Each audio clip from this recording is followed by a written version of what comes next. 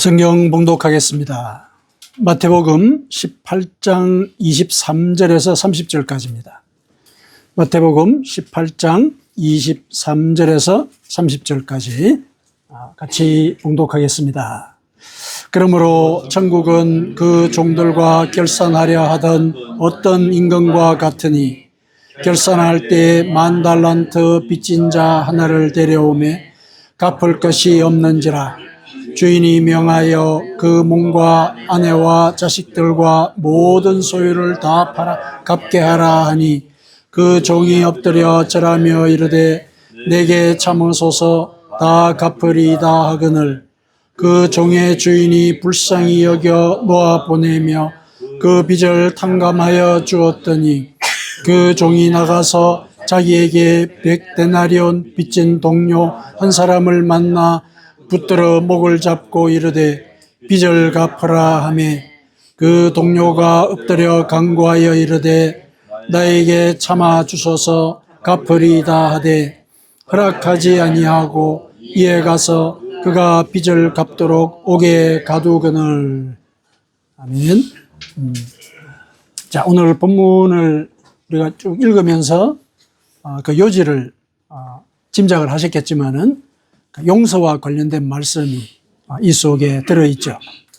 용서는 하나님께서 우리에게 먼저 그 본을 보이셨고 그 본 자체가 그저 다른 사람의 잘못을 눈 감아주는 그런 상태에 있는 것이 아니라 생명을 바쳐서, 그러니까 그만큼 용서가 어려운 상태였었는데 그 상태를 하나님께서는 자기의 몫으로 받아들이신 것이죠. 그게 생명을 요구한다는 걸 아시고서. 그러니까 용서라는 것이 무슨 의미를 갖는가, 그것을 하나님께서 우리에게 직접 알려주셨죠. 실은 용서가 그렇게 쉬운 것은 아니다. 어쩌면은 생명을 걸어야 되는 그런 일일 수도 있다. 그거를 우리에게 보여주셨죠. 그러시면서도 용서라고 하는 것은 우리가 이 땅을 살아가면서 삶 속에서 또 실천을 해야 되는 그런 문제이기도 하다. 모든 용서가 다 생명을 거는 그런 일은 아니겠지만은, 그러나 그런 마음으로 용서를 할 수 있어야 한다. 그러니까 그런 취지로 이제 이 비유를 들려주셨고, 또 성경 속에서도 그 용서의 예를 많이 보여주셨죠. 그 용서라는 것이 우리가 상식적으로 생각할 때 이렇게 쉽게 이루어지지 않은 그런 상황, 그런 것들을 주로 많이 말씀을 하셨거든요. 제일 대표적인 것이 요셉이지 않습니까? 요셉. 그 형제들이 죽이려고 했고 또 실제로 사지로 내몰았지 않습니까? 근데 우여곡절 끝에 요셉이 어쩌면은 복수를 속 시원하게 할 수 있는 그런 자리에 올랐죠. 애굽의 총리가 되지 않았습니까? 그때 형제들이, 자기를 괴롭히던 형제들이 찾아와서 사실상 생명을 구걸하는 그런 상태가 되지 않았습니까? 먹을 것이 없어서 구하러 찾아온 그 상태죠. 근데 그 상태에서 또 여러 가지 일들이 있긴 했지만은 그 요셉의 마음속에는 긍휼함이 자리 잡고 있었죠. 그 형제들을 보는 긍휼함, 복수심보다는. 그래서 아버지 하나님께서 나를 여기로 먼저 보내셨다. 그래서 생명을 구하게 하셨다. 그러니 내가 당신들께 복수할 것이라고 두려워하지 마시라. 내가 당신들뿐만 아니라 당신들 자식들까지도 돌볼 것이다. 이렇게 얘기를 했죠. 그래서 결국은 그 형제들을 통해서 이스라엘 민족이 만들어지지 않았습니까? 거대한 민족이 만들어졌거든요. 그 용서를 우리가 생각을 할 때 그 결과를 보면은 참 거룩한 일이다. 하나님께서 기뻐하시는 일이다. 이렇게 우리가 인정을 할 수 있지만은 그 용서를 해야 되도록 결정을 하는 그 순간의 마음 상태, 그걸 우리가 생각해 볼 때는 이게 그 결과를 우리가 이렇게 존중하고 상찬하는 만큼 그렇게 쉽게 내릴 수 있는 결정은 아닌 거죠. 어려운 용서를 해본 사람일수록 이제 그 사태를 충분히 실감을 할 것입니다. 그런데 이 오늘 본문을 보니까 하나님께서, 예수님이 이제 비유인데 하나님의 말씀이시죠. 용서를 천국과 연관을 시키고 있죠. 오늘 그 예를 보니까 천국은 그 종들과 결산하려 하던 어떤 임금과 같다 그랬습니다. 그 천국의 조건을 얘기하는 거잖아요. 근데 그 천국이 종들과 결산하려고 하는 임금과 같다. 그 임금이 어떤 결정을 내리는지 그것이 천국에 들어가는 그런 조건과 관계에 있다. 그런 얘기죠. 우리가 몇 주간 이어서 그 예수님의 비유를 살펴보고 있는데 그 비유의 소재가 다 천국이죠. 주제가 다 천국이죠. 주제가. 그렇죠? 천국은 이와 같다. 그래서 그 천국에 들어가고자 하는 우리들에게 어떻게 해야 천국에 갈 수 있을까? 그걸 일러주시는 거거든요. 오늘 비유도 역시 천국에 어떻게 들어갈 수 있을까? 우리의 신앙의 그 궁극적인 목적인 그 천국에 들어가는 길, 거기에 대해서 오늘도 얘기를 하고 계시죠. 그러니까 예수님께서 이 땅에서 사역을 시작하셨을 때 그 첫 번째 하신 그 말씀이 그 사역의 요지지 않습니까? 회개하라, 천국이 가까이 왔느니라. 그분은 회개한 자들이 모두 다 천국에 들어가기를 원하시는 거죠. 그리고 모두 다 그 속에는 모두 다가 회개하기를 원하시는 그 뜻도 들어있거든요. 그래서 모두가 다 천국에 들어갈 수 있는 그런 조건을 알려주시기 위해서 기적도 행하시고 또 말씀도 가르치시고 설교를 하신 것이거든요. 천국에 대한 이런 말씀들이 우리가 저 멀리 있는 곳이다. 죽고 난 뒤의 일이다. 이래서 멀리 있다고 생각을 해서 현실감 있지 않게 이렇게 받아들일 그런 가능성도 있지만은 이게 우리가 언제 죽을지 모른다는 그런 사실을 전제를 할 때는 오늘 지금 이 순간의 문제인 거예요. 내가 준비되어 있지 않으면은 언제 죽을지 모르는 상태에서는 그 자격이나 그 조건을 갖추었다고 장담할 수 있는 사람이 아무도 없거든요. 그렇다면은 이렇게 일러주시는 이 말씀이 우리의 평소의 삶 속에서 실천이 될 수 있어야 됩니다. 그런 기억을 가지고 우리가 하나님 앞에 가는 거거든요. 우리가 가지고 이루었던, 이 땅에서 이루었던 모든 성취들, 물질들, 권력들, 이런 것들은 갖고 가지를 못해요. 하지만 가지고 가는 게 있습니다. 이 땅에서 살았던 그 기억은 갖고 가죠. 그 기억을 갖고 하나님께서 최종적으로 심판을 하시지 않습니까? 그 기억은 갖고 가거든요. 이 공술의 공수가 아닌 거예요. 갈 때는 가지고 가는 게 있습니다. 뭘 가지고 가는지 그게 문제인 거죠. 자, 어쨌든 이제 그 순간에 우리가 천국에 들어갈 수 있는 자로서의 그 자격을 이 임금이 판결을 하는데 그때 이 상황이 그 자격 조건을 암시한다. 이렇게 이제 보는 거죠. 그 자격 조건이 뭐냐고 보니까 10,000달란트 빚진 자 임금 앞에 이제 데려오게 되죠. 그래서 그 빚을 갚아라. 이렇게 얘기를 하는 거죠. 그 빚을 갚는데 그 빚이 10,000달란트인 거예요. 10,000달란트 하면은 크게 이제 와닿지 않을 수 있는데 오늘날의 그 금액으로 이제 대략 이제 환산을 해 볼 때 약 한 6조 원 정도 된다고 그래요. 6조 원 정도. 그러니까 개인이 갚을 수 있는 그 수준을 넘어서는 그런 빚이죠. 그러니까 사실상 갚을 수 없는 빚이에요. 감당할 수 없는 빚이죠. 물론 숫자적으로 설명을 할 때도 감당할 수 없지만은 여기 주인이 말할 때 그 몸과 아내와 자식들과 모든 소유를 다 팔아서 갚아라. 그만큼 갚기 힘든 그런 금액이라는 거죠. 실은 자기와 아내와 자식과 모든 소유를 다 팔아서 갚아야 되는 그런 정도라면은 이미 그 빚 때문에 이 사람은 인생이 끝난 거죠. 끝난 상태인 거예요. 자기 가족도 이 빚 때문에 삶이 없는 거죠. 빚 때문에 다 팔려나가야 되는 그런 상황이니까. 그러니까 이 빚이라고 하는 것 자체가 자기 몸도 망가뜨리지만은 관계도 망가뜨리는 거죠. 그리고 모든 소유, 이 소유를 가지고 결국 인생을 이어나가는 이 자원으로 삼아야 될 것이니까 꿈도 파괴하는 거죠. 그 빚이라는 게 이제 그런 속성이 있는 거죠. 여기서 이 빚은 하나님께서 죄에 대신되는 말로 쓰신 것이죠. 이 죄라는 게 그런 거예요. 죄라는 거는 그 몸과 생명을 없애는 거죠. 죄를 지으면 죽게 되니까. 그리고 아내와 자식들의 삶도 파괴하는 거예요. 죄라는 것이 인간의 관계도 파괴하는 거죠. 하나님과의 관계도 파괴하는 거죠. 파괴하는 거예요.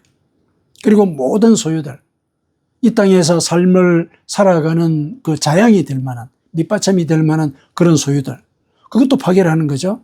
그러니까 이 땅을 살아갈 꿈도 없애는 거예요. 죄가 그렇다는 거죠. 이 죄를 우리가 지었다라고 했을 때는 이거 우리가 감당을 못하는 거예요.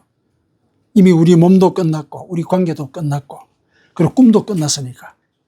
그런 상태가 이 죄라는 거죠. 그런데 그거를 갚으라는 거예요. 그 죄를. 임금이. 그 죄를 갚으라는 거죠. 그랬을 때 이제 그 종이 엎드려서 이렇게 얘기를 합니다. 26절에 내게 참으소서 다 갚으리이다. 이렇게 얘기를 합니다. 내게 참으소서 다 갚으리이다. 이런 말씀을 했습니다. 그랬을 때 그 주인이 그 종을 불쌍히 여겨서 놓아 보내며 그 빚을 탕감하여 주었다. 이렇게 얘기를 합니다. 자, 이때 그 주인은 뭘 봤을까요? 뭘 보고서 그 큰 빚을 탕감하겠다는 결정을 했을까? 그건 이제 우리가 주목해야 되는 부분입니다. 주인이 불쌍히 여겼다 그러지 않습니까? 불쌍히 여긴 그 내용이 뭘까? 그냥 단순히 앞에서 무릎을 이렇게 꿇고 머리를 조아려서 그 모습이 불쌍해서 그랬을까? 그렇게 해가지고 이 6조 원이나 되는 빚을 갚을 수 있다면은 이거 누구나 다 그렇게 하지 않겠습니까? 그걸 가르치는 건 아니겠죠. 주인이 불쌍히 여긴 그 대상이나 그 내용이 뭘까? 이런 걸 생각해 볼 때 이 상황 속에서는 이 종 자체가 그 엄청난 빚을 혼자서 감당할 수 없는 현실.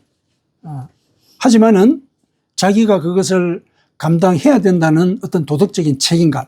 이 둘 사이에서 꼼짝 못하고 있는 거예요. 그러니까 인간의 조건이 그런 것이죠. 인간이 그러한 거죠. 내가 잘못한 걸 알고 있죠. 자기가 잘못한 걸 모른다면은 그 잘못에 대해서 뭐 빌지도 않을 것이고 하나님께서 불쌍히 여길 일도 없는 것이죠. 근데 자기가 자기 잘못에 대해서 어려움을 느끼고 있는 거죠. 부담을 느끼고 있고 이 갚아야 된다. 도덕적인 책임을 지고 있는 거예요. 내가 참으소서 내가 다 갚겠습니다. 자기 능력은 없지만 책임감은 갖고 있는 거예요. 안타까워하는 거죠. 자기 자신은. 그런데 6조 원에는 되는 이 돈을 현실적으로 갚을 길은 없어요. 현실적으로 불가능한 거죠. 그 사이에 이 사람이 끼어 있는 거죠. 그걸 이 주인은 본 거예요. 그 안타까운 그 마음과 또 현실적인 불가능성, 그 속에 갇혀서 아무것도 못하고 있는 그 마음을 주인이 본 거죠. 그래서 용서를 하겠다고 결정을 한 거죠. 그렇게 읽어야 됩니다. 왜냐하면 여기 나온 임금은 하나님이시잖아요. 심판자시잖아요. 그분이 우리를 용서하신다고 했을 때는 그 점을 보시는 거죠. 내가 먼저 잘못했다는 그런 마음, 회개해야 된다는 그런 마음을 갖고 있는 거죠. 내 죄에 대해서 내가 책임을 져야 된다는 사실을 알고 있는 것. 그게 전제죠. 그래야 내가 잘못했다고 고백을 하는 거잖아요. 그 전제인데 내가 저지른 죄, 그 죄의 속성, 그걸 내가 해결할 수가 없는 거예요. 그 사이에 이 모순이 있잖아요. 내가 해결해야 되는데 난 할 수가 없어요. 그 사이에서 우리는 꼼짝을 못 하는 거죠. 아무것도 못 하는 거예요. 그때 우리는 저는 할 수 없습니다. 이거죠. 그 말씀을 하는 거예요. 꼼짝없이 갇혀있는 그 순간에. 그 순간을 하나님은 보시는 거죠. 그때 용서를 하는 거거든요. 그 점을 오늘 비유가 우리에게 일러주고 있습니다.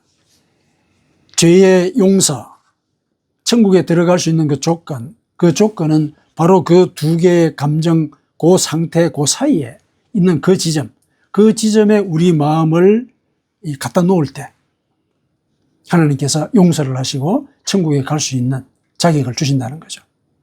내가 나의 상태와 죄에 대해서 애통하는 마음을 갖고 있어야 되는 거예요. 내가 책임을 져야 된다는 그런 의식을 갖고 있어야 되는 거죠. 그런데 상황을 보니까 내가 할 수가 없는 거예요. 내가 내 스스로를 구원할 수 없는 거죠. 내가 내 죄에 대해서 사면할 수 있는 자격이 없는 거예요. 그 현실적인 불가능성. 그 사이에서 우리는 아무것도 못하는 거죠. 해야 되는데 할 수가 없어요. 그 상황에 있는 거죠. 그때 답답하고 안타깝고 어려운 그 마음을 하나님께 올려드릴 때 그걸 받으시는 거거든요. 그거를 오늘 그 천국에 들어가는 조건으로 제시를 하고 계시죠. 자, 그런 마음을 그 하나님만 아시는데, 그런데 그런 마음이 이 사람도 실은 그 마음을 갖고 있음을 자기도 또 의식하고 인식하는 가운데 하나님께서 내 마음을 받으셨다는 걸 알아야 되거든요. 그것의 표시로서 그 마음을 실현하는 그런 결정을 이 사람이 또 해야 되는 거예요. 이게 무슨 소리냐면은 용서를 받지 않았습니까? 그 마음 때문에 용서를 받았어요. 용서를 받았으면은 자기가 용서받은 그대로 자기와 똑같은 처지에 있던 그런 사람의 마음을 읽을 수 있어야 되는 거죠. 그래서 그 마음을 받아서 용서할 수 있어야 된다. 그때 그 용서가 하나님께서 자기를 용서했던 그 마음을 받으셨던 그 은혜를 자기가 깨달았음을 증명하는 그런 길이 되는 것이다. 이걸 이제 우리 오늘 비유가 얘기를 하고 있는 거거든요. 그런데 안타깝게도 이 종은 어떻게 했습니까? 자기가 그 엄청난 빚을 탕감을 받았는데 이제 밖에 나가서 보니까 자기한테 빚진 100데나리온을 빚진 동료 한 사람을 만난 거죠. 이 데나리온은 그 당시에 그 노동자의 하루치 품삯입니다. 하루치 품삯. 이제 100데나리온이니까 그래도 나름대로 노동자로서 살아가는 데서는 좀 큰 돈이긴 하죠. 하지만은 이 종은 10,000달란트를 빚졌거든요. 1달란트가 6,000데나리온이나 그래요. 1달란트 자체가 6,000데나리온. 그리고 6,000데나리온이 곱하기 만을 해야 되잖아요. 10,000달란트 빚졌으니까. 6천만 데나리온을 탕감을 받았는데 100데나리온 빚진 자를 용납을 안 하는 거죠. 그런 상태가 벌어진 거죠. 그래가지고 어떻게 했냐면은 붙들어서 목을 잡고 빚을 갚아라. 협박한 거죠. 빚 갚아라. 그랬더니 그 동료가 엎드려 간구하여 이르되 나에게 참아주소서 갚으리이다. 간청을 하는 거죠. 간청했습니다. 근데 허락하지 아니하고 빚을 갚도록 옥에 가두었다. 이런 이제 모습을 보였죠. 참 안타까운 현상인데 우리가 이 점에서 한번 생각해 볼 필요가 있습니다. 왜 그랬을까, 이 종은? 자기가 조금 전만 해도 그 엄청난 빚을 탕감을 받았는데 왜 그 조그만한 이 돈도 못 갚아 용서를 하지 못했을까? 이유가 뭘까? 이제 그거 생각을 할 필요가 있죠. 이 비유는 단지 그 교훈을 강조하기 위해서 이제 과장된 상황을 제시하는 이제 그런 표현법이다. 이렇게만 볼 게 아니거든요. 그러니까 현실적인 상황에 그대로 적용을 해볼 때 실감이 있는, 현실성 있는 그런 사태가 이 속에 밑에 깔려져 있어요. 이 종이 왜 그랬을까? 그거 우리 고민해야 되는 거죠. 왜냐면 우리가 그럴 수 있기 때문에. 왜 그랬을까? 1차적으로 우리가 생각을 하면은 이 종은 그 주인의 은혜를 잊은 거죠. 그렇죠. 1차적으로 잊은 거죠. 그러니까 예를 들면은 그 종이 이렇게 주인에게 엎드려 가지고 용서를 빌었을 때 주인이 흔쾌하게 용서를 했던 그 은혜, 그에 대한 감사를 이렇게 실현을 하지 못하는 그런 자리에 있게 됐잖아요. 은혜를 기억하지 못하는 거예요. 은혜를 기억하지 못하면은 또 무슨 일까지 생기냐면 이런 일까지 생기죠. 보십시다. 동료가 엎드려 간구하는 거예요. 그 모습은 바로 자기의 모습이었잖아요. 조금 전에. 주인 앞에서 자기가 그랬잖아요. 엎드려서 간구하는 그런 모습을 자기가 했거든요. 그리고 나에게 참아주소서 갚으리이다. 이 얘기도 자기가 주인한테 똑같이 했잖아요. 똑같이 했거든요. 그 얘기를 지금 듣는단 말이에요. 분명히 자기가 주인으로부터 큰 은혜를 받았다는 것을 인식할 만한 그런, 예를 들면은 이 자극이죠. 자극적인 요소들이 있잖아요. 자기가 했던 모습이 눈앞에 그대로 보여지고 있으니까. 그렇다면은 은혜를 생각할 법도 한데 안 그랬단 말이에요. 왜 그랬을까? 이제 고민해야 되는 거죠. 왜 그랬을까? 그러니까 우리가 이제 상상을 해볼 때 이 사람이 그 은혜를 기억하지 못한 것은 아마도 자기의 그 현실적인 삶의 조건에 집중해서 그랬을 것이다. 그 현실적으로 살아가는 일들이 힘들다고 느끼면은 은혜 기억 못하죠. 왜냐하면 그건 과거의 일이니까. 현실 문제가 더 큰 문제거든요. 우리 인간이 그렇죠. 현실적인 문제, 그 앞에 이 사람이 매몰이 되면은 내가 과거에 어떤 은혜를 받았다 기억 못 합니다. 그럼 이 종이 지금 처한 그 현실적인 문제는 뭐냐? 우리가 이제 추정을 해볼 때 지금 심판의 결산의 자리잖아요. 결산의 자리에서 이 종이 10,000달란트를 빚졌다고 되어 있는데 이 10,000달란트를 빚졌다는 것은 아마도 이 주인이 종에게 관리하라고 준 돈이었을 가능성이 크죠. 개인이 게다가 종이 6조 원이나 되는 돈을 그 빚을 졌다. 이건 개인적으로 쓸 수 있는 그런 것이라기보다는 무슨 공식적인 관계에서 쓸 수 있는 공적 자금이었을 가능성이 크죠. 공적 자금이었을 가능성이 커요. 아마도 투자를 맡겼을 수도 있겠죠. 그래서 사업을 하게 했을 수도 있고 실패를 한 거죠. 실패를 했습니다. 그래서 이 빚을 진 거죠. 그런데 주인이 이 종의 간절한 그 마음을 받고 그 손실을 내가 떠안겠다 이런 거 아니에요. 용서했다는 건 그 손실을 자기가 떠안겠다는 거죠. 자, 그랬을 때 우리가 일반적으로 생각해 보십시다. 엄청난 손실을 끼쳤어요, 주인한테.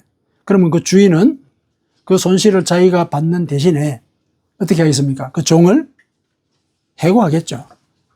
잘못에 대해 책임을 묻죠. 해고를 한단 말이죠. 빚은 탕감하되 그 빚으로 인해서 자기에게 닥친 그 손해에 대한 뭔가의 조처는 취해야 되거든요.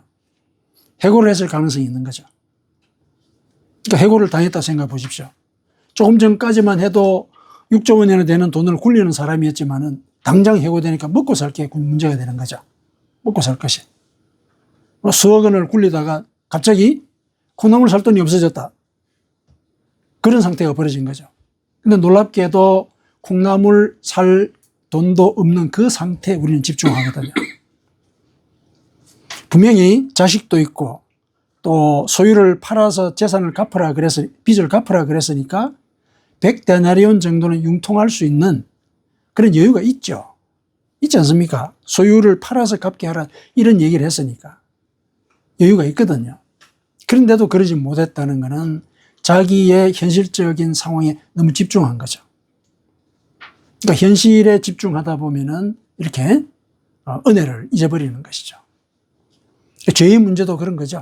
죄의 문제도. 내가 이 현실에 뭘 하면서 살아갈까? 우리가 사실은 그 문제에 집중해서 살죠. 목표를 정해놓고 무슨 수를 써서든지 그 일을 이루려고 노력을 하죠. 삶의 상황 속에서 성실히 노력하는 거 그거는 큰 문제는 아니에요. 하나님께서 또 그렇게 살기를 원하시니까.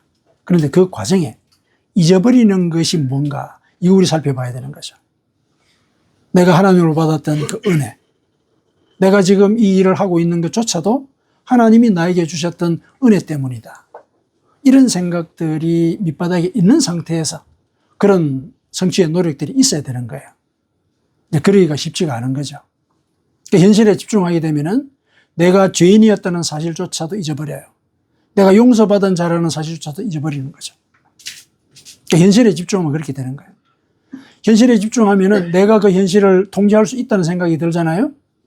내가 큰 자가 되는 거예요. 내가 큰 자가 되는 거예요. 그렇게 되면은 나에 대한 구원도 내가 이룰 수 있다. 이렇게 생각하기가 쉽습니다.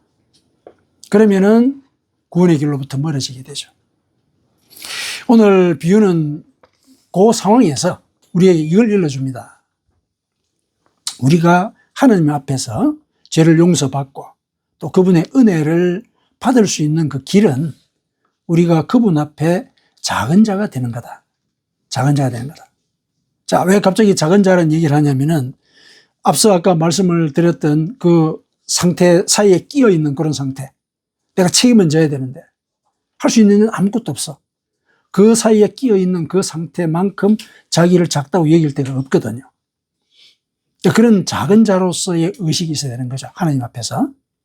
자, 이 작은 자로서의 의식을 그 상태를 갖고 얘기할 수도 있지만은 왜 굳이 작은 자라는 표현을 썼느냐 하면은 이 비유가 나와 있는 마태복음 18장이 전체가 다 작은 자를 가르치고 있어요.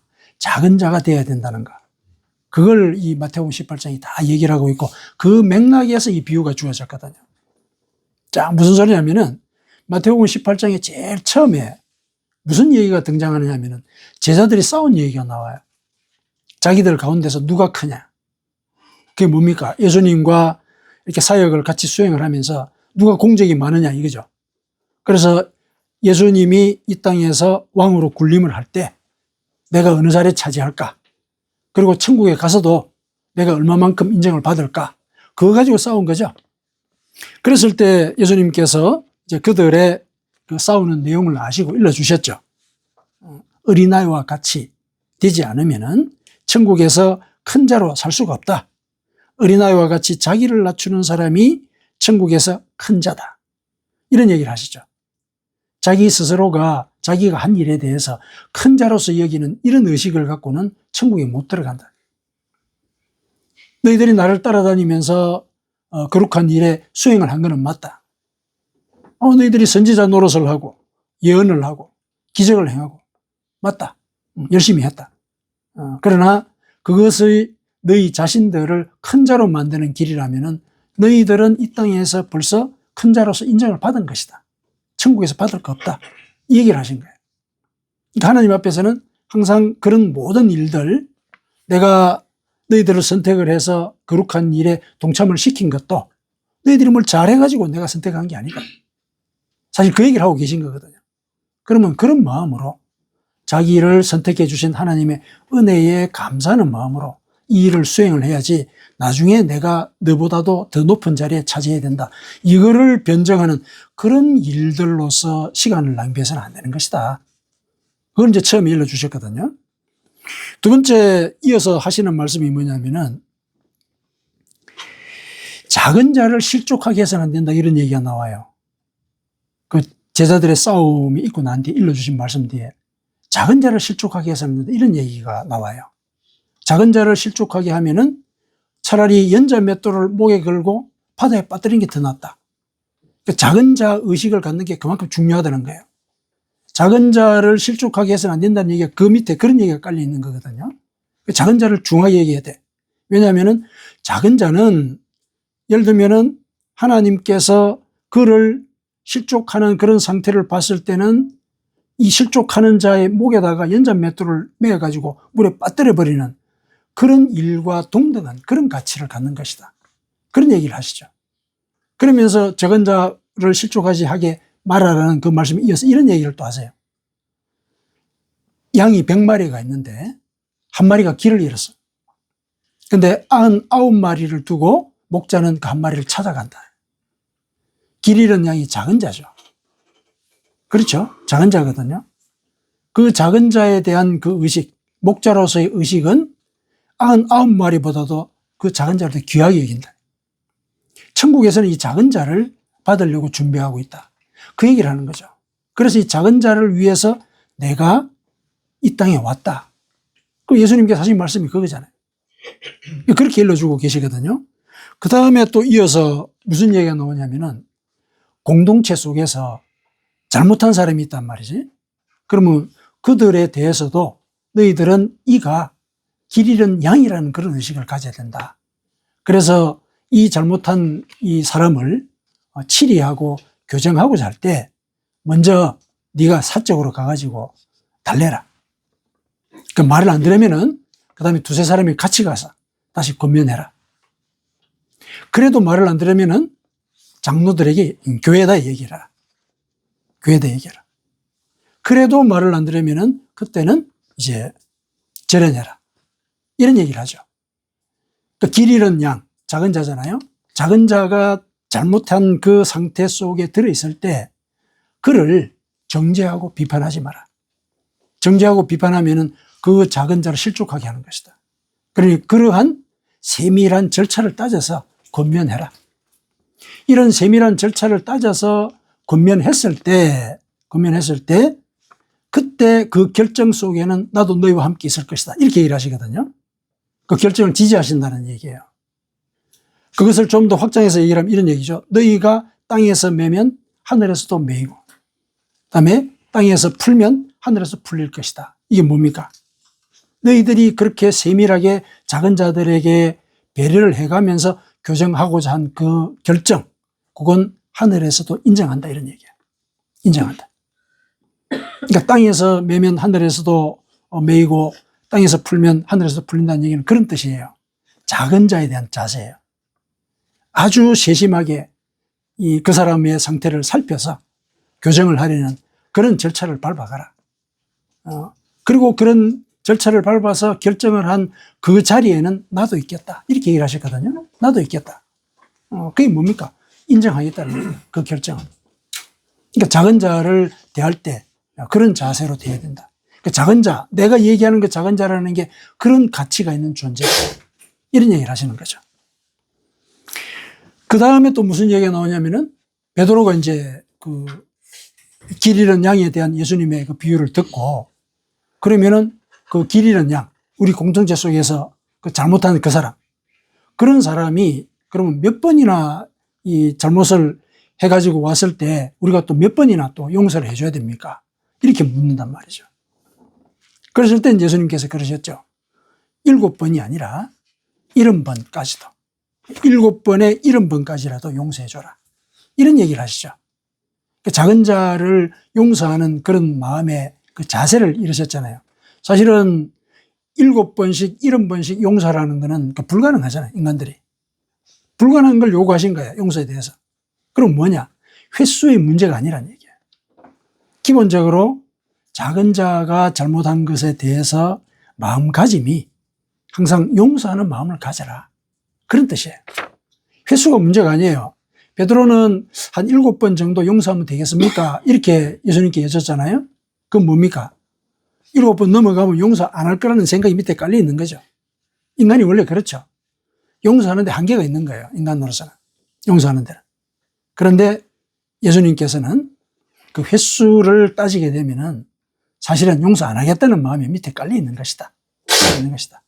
기본적으로 마음 자체가 용서하겠다는 그런 마음을 가져야 된다. 왜 내가 이걸 요구하느냐?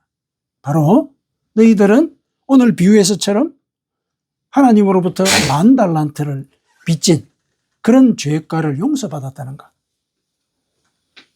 그런 기억들을 갖고 있을 때 너희 이웃에 대해서 용서하는 그런 마음을 가질 수가 있는 것이다. 그런 취지로 이제 오늘 본문이 이어지는 거예요. 그렇다면 이제 오늘 본문에서 얘기를 할 때 천국에 들어갈 수 있는 그 자격 조건으로서 작은 자가 되어야 한다는 것.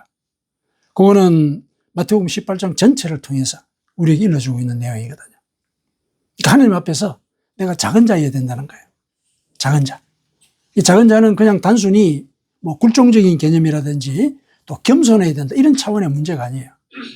하나님의 은혜가 있어야만 내가 이 삶을 의미 있게 살아갈 수가 있습니다. 당신의 은혜가 없으면은 저는 소망조차도 없는 존재입니다. 이거 인정하라는 얘기죠. 이거 인정해라. 그 인정을 할 때 내가 죄도 용서받고 또 죄 용서받은 그대로 내 형제도 용서할 수 있게 된다. 그런 얘기죠. 그랬을 때 그 천국에 들어갈 수 있는 그런 조건을 너희들이 갖추게 되는 것이다. 이렇게 오늘 예수님께서 일러주시는 겁니다. 그 천국에 대해서 예수님께서 계속 비유로 얘기를 하시잖아요. 그 조건을 얘기를 하는데 우리가 쭉 살펴봤을 때 작은 자가 되어야 된다라는 그런 개념으로 일러주신 비유들이 있었죠. 비유들이 있었습니다. 이 겨자씨가 세상에서 제일 작은 씨인데 나중에 새들이 깃드는 나무가 된다 그랬죠. 그 비유를 우리가 어떻게 이해를 했습니까? 겨자씨가 얼마나 커서 얼마나 큰 나무가 될 건가 그건 알지는 못해요. 어떻게 클지는. 그러나 첫 출발점 그건 우리가 알 수 있는 거죠. 왜냐하면 그건 우리가 심으니까. 그래서 작은 자로서의 의식. 세상에서 제일 작은 그 씨를 심어서 큰 나무를 일궜을 때 그 작은 자를 확인하는 것, 작은 씨를 확인하는 것. 그런 자세. 그게 천국에 가고 또 그 천국에 간다는 것 자체가 겨자나무가 크게 자라가지고 새들이 깃드는 그런 상태가 되는 천국의 상태가 되는 그런 것과 가름이 되는 것이다. 이렇게 얘기를 했었잖아요. 그럼 뭐냐? 내가 하나님 앞에서 작은 자라는 의식. 하나님의 은혜가 없으면은 이 땅에서 소망을 갖고 살 수가 없는 존재라는 거. 그거 인정해라는 얘기죠. 그래서 그 은혜를 감사하는 마음을 가질 때 감사하는 마음을 가질 때 내가 내 주변도 그런 눈으로 볼 수가 있다는 거죠. 형제의 잘못도 그렇게 용서할 수가 있다. 그래서 오늘 본문은 우리가 천국에 들어가고자 할 때 제일 중요한 그 마음의 자세. 마음으로 형제를 용서할 수 있어야 된다. 마음으로 형제를 용서하는 것은 내가 마음으로 하나님 앞에서 작은 자라는 걸 인정할 때 그런 마음을 또 그런 또 결정을 우리가 할 수가 있게 되는 것이다. 그래서 오늘 예수님께서 이토록 그 천국에 대해서 여러 번 비유로 얘기하시는 그 뜻을 우리가 되새기도록 하십시다. 우리가 다 천국 가기를 원하시는 거죠. 근데 그것의 가장 기본적인 전제가 하나님 앞에서 제가 작은 자입니다. 당신의 은혜가 필요한 존재입니다. 이 고백하는 거죠. 아멘. 아멘.